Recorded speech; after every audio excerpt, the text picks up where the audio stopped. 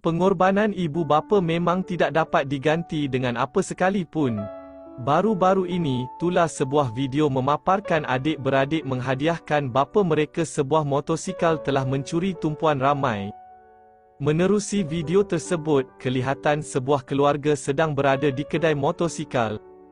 Dapat dilihat, adik-beradik itu turut membawa ayah mereka ke kedai tersebut.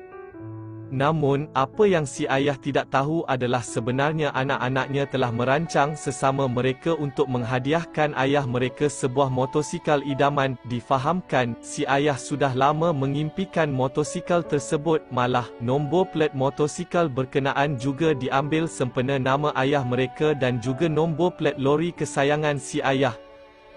Betul tak? Dia punya lori 5856. Ngam pula. Ya. Betul. Ya, sebenarnya motor ni adik-beradik belanja ayah. Surprise! Surprise! Yeay! Surprise! Untuk hadiah Father's Day! Tinjauan di ruangan komen mendapati rata-rata netizen turut memberikan pelbagai reaksi dan ada yang sebab melihat video berkenaan.